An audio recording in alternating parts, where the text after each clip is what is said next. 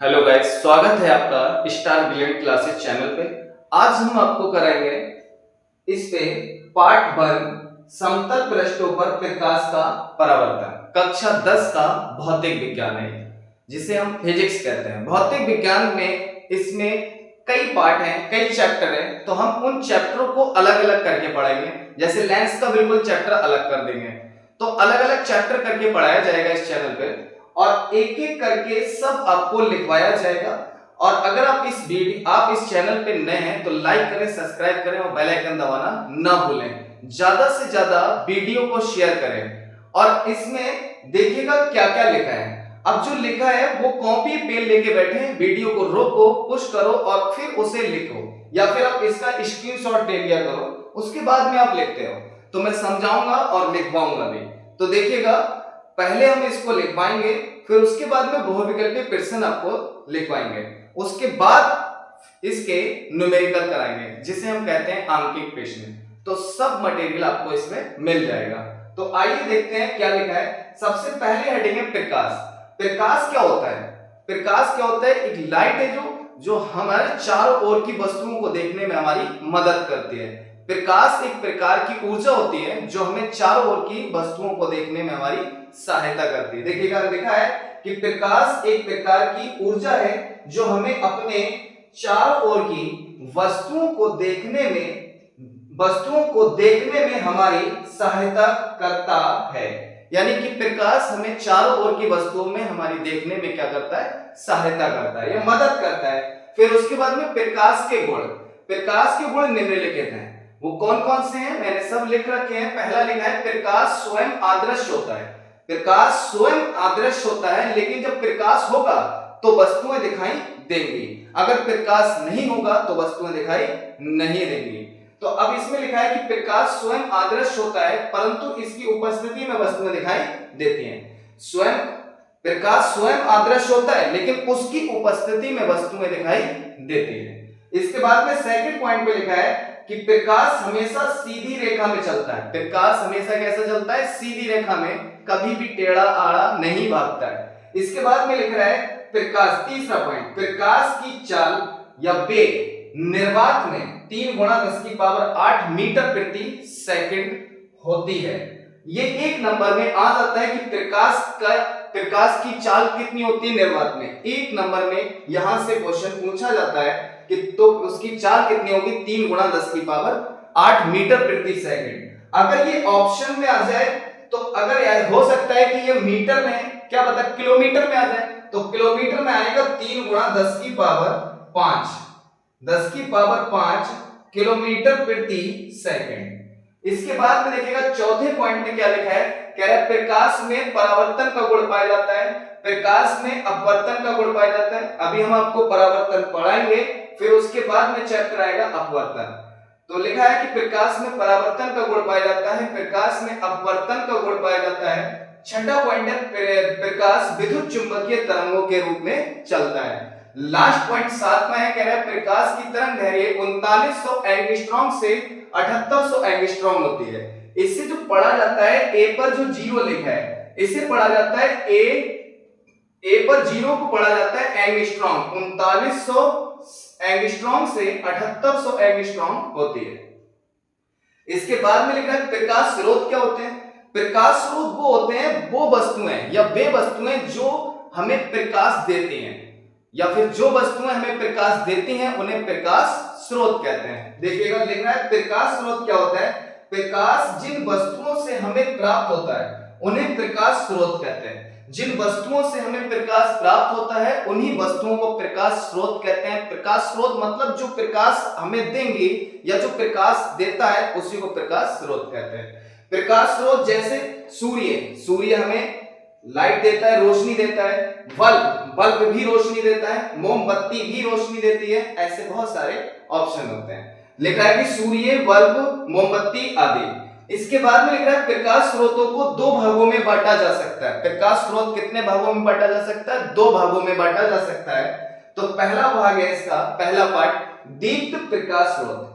दीप्त प्रकाश स्रोत का मतलब है कि वे वस्तुएं जिनका स्वयं का प्रकाश होता है या वो खुद अपने अंदर से प्रकाश को बाहर निकालती हैं, तो लिख रहा है कि दीप्त प्रकाश स्रोत वे प्रकाश स्रोत जो स्वयं प्रकाश उत्पन्न करते हैं, वे प्रकाश स्रोत जो स्वयं प्रकाश उत्पन्न करते हैं उन्हें दीप्त प्रकाश स्रोत कहते हैं, जैसे सूर्य, मोमबत्ती, विद्युत बल्ब आदि। सूर्य का स्वयं का प्रकाश होता है, मोमबत्ती का भी स्वयं का प्रकाश होता है और विद्युत बल्ब का भी स्वयं का प्रकाश होता है। इसके बाद देखते हैं आगे क्या लिखा है।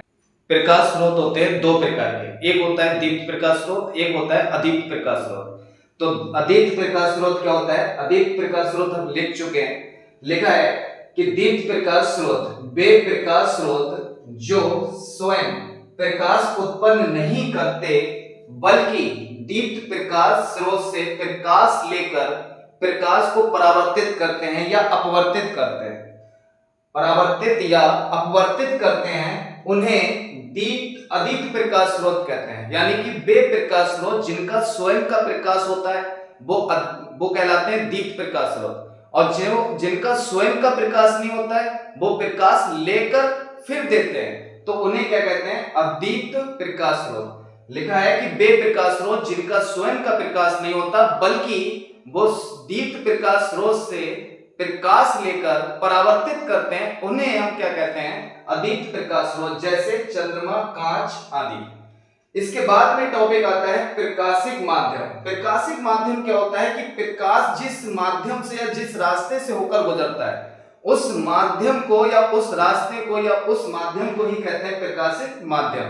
यानी प्रकाश जिस माध्यम से होकर गुजरेगा उसी माध्यम को कहते हैं प्रकाशिक माध्यम। प्रकाशिक माध्यम कितने प्रकार के होते हैं? 3 प्रकार के, पारदर्शी माध्यम, अपारदर्शी माध्यम और पारभासी माध्यम। तो आइए देखिएगा क्या लिखा है। प्रकाशिक माध्यम जिस माध्यम से प्रकाश होकर गुजरता है, जिस माध्यम से प्रकाश होकर गुजरता है या चलता है उसे हम क्या कहते हैं? प्रकाशिक माध्यम।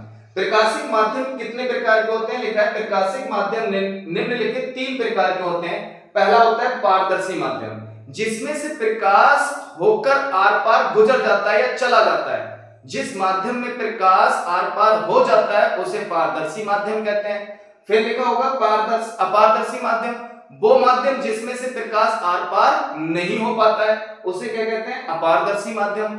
वो माध्यम, तीसरा लिखना है पारभासी माध्यम, वो माध्यम जिसमें से प्रकाश की कुछ मात्रा तो आर पार हो जाती है लेकिन कुछ मात्रा आर पार नहीं हो पाती है, ऐसे माध्यम को पारभासी माध्यम कहते हैं। तो पारभासी माध्यम, अपारदर्शी माध्यम और पारदर्शी माध्यम। दोबारा रिपीट कर रहा हूं, प्रकाशिक माध्यम क्या होता है? प्रकाशिक माध्यम वे माध्यम होते हैं जिनमें से प्रकाश होकर गुजरता है।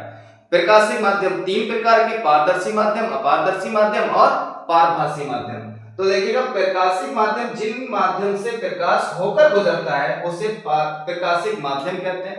प्रकाशिक माध्यम 3 प्रकार के होते हैं। पारदर्शी माध्यम एक ऐसा माध्यम जिसमें से होकर प्रकाश आर पार चला जाता है उसे पारदर्शी माध्यम कहते हैं, जैसे वायु, कांच, जल आदि। पारदर्शी माध्यम जिसमें से प्रकाश आर पार हो जाएगा। अब अपारदर्शी का मतलब है जिसमें से प्रकाश आर पार ना हो। तो लिखा है अपारदर्शी माध्यम एक ऐसा माध्यम जिसमें से प्रकाश आर पार नहीं जा पाता उसे अपारदर्शी माध्यम कहते हैं। जैसे दीवार में से आर पार नहीं हो पाता है तो दीवार क्या हो जाएगा? अपारदर्शी। लकड़ी में प्रकाश आर पार नहीं होता है तो यह भी अपारदर्शी। लोहा में भी प्रकाश आर पार नहीं होता है, आदि लिख दिया। इसके बाद में लिखा है पारभासी माध्यम एक ऐसा माध्यम जिसमें से प्रकाश की कुछ मात्रा आर पार चली जाती है, कुछ मात्रा आर पार चली जाती है लेकिन कुछ मात्रा आर पार नहीं जा पाती, उसे पारभासी माध्यम कहते हैं। जैसे घिसा हुआ कांच, तेल लगा हुआ कागज। इसके बाद में क्या लिखा है अभी देखते हैं। आइए अब देखते हैं अगली हेडिंग क्या है। तो अगली हेडिंग में लिखा है प्रकाश का परावर्तन। प्रकाश का परावर्तन क्या होता है कि जब प्रकाश की कोई किरण किसी चिकनी व पॉलिशदार सतह पर आपतित होती है, यानी कि आएगा और फिर टकराकर वापस उसी माध्यम में लौट जाता है, प्रकाश की इसी घटना को कहते हैं प्रकाश का परावर्तन। तो देखिएगा हमने लिखा है कि प्रकाश का परावर्तन क्या होता है कि जब प्रकाश किसी चिकनी व पॉलिशदार सतह पर आपतित होता है तो उसका अधिकांश भाग सतह से टकराकर उसी माध्यम में लौट जाता है। टकराकर उसी माध्यम में, या फिर लिख सकते हैं कि टकराकर वापस उसी माध्यम में लौट जाता है। तो फिर लिखा प्रकाश के किसी चिकनी व पॉलिशदार सतह से टकराकर वापस उसी माध्यम में लौटने की घटना को प्रकाश का परावर्तन कहते हैं। यानी प्रकाश का परावर्तन होता है कि जब कोई प्रकाश की किरण आती है, किसी चिकनी व पॉलिशदार सतह से टकराएगी और टकराकर अधिकांश उसका भाग क्या होता है कि चिकनी वाली सतह से टकराकर वापस उसी माध्यम में लौट जाती है। तो प्रकाश की इसी घटना को हम कहते हैं प्रकाश का परावर्तन। देखिएगा हमने ये चित्र बनाया है प्रकाश के परावर्तन का। प्रकाश का परावर्तन क्या होता है कि जब कोई प्रकाश की किरण आती है तो देखिएगा ये प्रकाश की किरण आ रही है और एक पृष्ठ हमने ले लिया है परावर्तक पृष्ठ, और इस पे नीचे जो लिखा है ये पॉलिश है, चिकना है, नीचे से पॉलिश कर रखा है, ऊपर चिकनी सतह है। तो प्रकाश जब आएगा आके टकरा के वापस जा रहा है, यहां से आया और ये किरण जा रही है वापस, तो जो किरण जा रही है वापस यानी प्रकाश जा रहा है वापस, टकराकर वापस जाता है, तो प्रकाश की इसी घटना को कहते हैं प्रकाश का परावर्तन। अब यहां पर देखिएगा हमने ये चित्र बनाया, फिर उसके बाद में लिखा कि प्रकाश के परावर्तन से संबंधित कुछ परिभाषाएं। एक बार फिर रिपीट करते हैं कि प्रकाश का परावर्तन क्या है। कि प्रकाश का परावर्तन जब कोई प्रकाश की किरण किसी चिकनी व पॉलिशदार सतह से या आपतित होता है, टकराता है, तो टकराकर अधिकांश उसका भाग सतह से टकराकर वापस उसी माध्यम में लौट जाता है। प्रकाश की इसी घटना को प्रकाश का परावर्तन कहते हैं। इसके बाद में लिखा है कि प्रकाश के परावर्तन से संबंधित कुछ परिभाषाएं। तो प्रकाश के परावर्तन से संबंधित कुछ परिभाषाएं हैं, वो कौन कौन सी परिभाषाएं तो हम लिख चुके हैं यहाँ पर। देखिएगा पहला लिखा है परावर्तक पृष्ठ। परावर्तक पृष्ठ क्या होता है? परावर्तक पृष्ठ वो पृष्ठ होता है जिस पर कोई प्रकाश की किरण आकर टकराती है।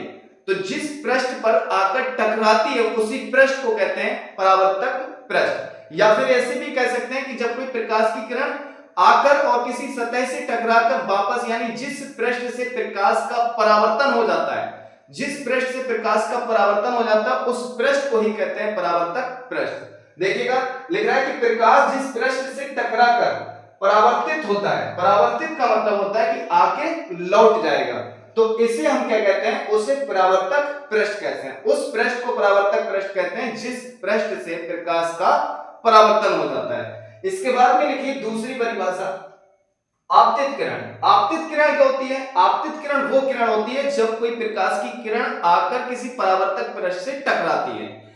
आकर टकराने वाली किरण को ही कहते हैं परावर्तक, परावर्तक नहीं, आपतित किरण। आपतित किरण वो होगी जो आने वाली होगी, और जो टकरा कर जाती है उसे कहते हैं परावर्तक किरण। देखिएगा परावर्तित किरण यहां पर लिखा है आपतित किरण वह प्रकाश की किरण जो समतल पृष्ठ पर आकर टकराती है। वो किरण जो समतल पृष्ठ पर आकर टकराएगी उसे हम कहते हैं आपतित किरण। आपतित किरण फिर दोबारा से समझिएगा, वह प्रकाश की किरण, वह प्रकाश की किरण जो किसी समतल पृष्ठ पर आकर टकराती है उसे आपतित किरण कहते हैं। इसके बाद में परावर्तित किरण जो आकर टकराएगी उसे आपतित किरण, जो टकराकर वापस जाएगी उसे कहते हैं परावर्तित किरण। लिख रहा है कि वह प्रकाश की किरण जो समतल पृष्ठ से टकराकर उसी माध्यम में लौट जाती है उसे परावर्तित किरण कहते हैं। यानी कि जो किरण टकराकर वापस लौटेगी, तो वापस लौटने वाली किरण को ही कहते हैं परावर्तित किरण। इसके बाद में लिख रहा है आपतन बिंदु। तो आपतन बिंदु कह रहा है कि वह किरण, वह आपतन बिंदु, आपतित किरण परावर्तक पृष्ठ के जिस बिंदु पर आकर टकराती है उस बिंदु को कहते हैं आपतन बिंदु। आपतित किरण परावर्तक पृष्ठ के जिस बिंदु पर आकर टकराती है उस बिंदु को कहते हैं आपतन बिंदु। इसके बाद में 5वीं परिभाषा है अभिलंब। अभिलंब क्या होता है? अभिलंब होता है कि आपतन बिंदु पर खींचा गया अभिलंब, आपतन बिंदु पर खींचा गया अभिलंब लंब कहलाता है, या लंब अभिलंब कहलाता है। देखिएगा लिखा है कि आपतन बिंदु पर खींचा गया लंब अभिलंब कहलाता है। छठी परिभाषा है आपतन कोण। छठी परिभाषा आपतन कोण है, कह रहा है आपतित किरण आपतित किरण तथा अभिलंब के बीच बना कोण आपतन कोण कहलाता है, इसे आई से दर्शाते हैं। यानी आपतन कोण, आपतन, तो आपतन जो बनेगा वो आपतित किरण से बनेगा। यहां देखिएगा आपतन और यहां पर है आपतित, तो आपतन कोण जो बनेगा वो आपतित किरण और अभिलंब के बीच में जो कोण बनेगा उसे कहते हैं आपतन कोण, इसे आई से दर्शाते हैं। इसके बाद में सातवीं परिभाषा है जिसे कहते हैं परावर्तन कोण। परावर्तन कोण अभी हम लिखवाएंगे आपको फिर से, और इसे आप नोट करते रहेगा, कॉपी पेन लेके बैठे और नोट करते रहेगा, और एक एक करके हम पूरे चैप्टर की इसमें आपको इस चैनल पे पूरे चैप्टर का वीडियो डालेंगे, प्लेलिस्ट में जाके आप देख लेना। अभी देखिएगा यहां से क्या है, प्रकाश का परावर्तन, तो यहां से जो चित्र बनाया यहीं से परिभाषा याद हो जाएंगी। क्या है कि आपतित किरण, देखिएगा ये जो किरण है ये किरण है आने वाली, तो इसे बोलेंगे कि जो आपतित होती है किरण किसी परावर्तक पृष्ठ पर आकर टकराती है, तो टकराने वाली किरण को कहते हैं क्या, आपतित किरण। परावर्तक पृष्ठ क्या होता है, जो प्रकाश का परावर्तन कर देता है पृष्ठ, उस पृष्ठ को कहते हैं परावर्तक पृष्ठ। और आपतन बिंदु, आपतन बिंदु वो होगा कि परावर्तक पृष्ठ का वह बिंदु, परावर्तक पृष्ठ का वह बिंदु जिस पर कोई आपतित किरण टकराती है या फिर आती है, उसी बिंदु को कहते हैं आपतन बिंदु। और अभिलंब क्या होता है, आपतन बिंदु पर खींचा गया लंब क्या कहलाता है, अभिलंब। इसके बाद में परावर्तित किरण, तो तल से टकराकर, परावर्तक पृष्ठ से टकराकर जो वापस किरण जाती है उसी को कहते हैं परावर्तित किरण। इसके बाद में आगे क्या है अभी देखते हैं।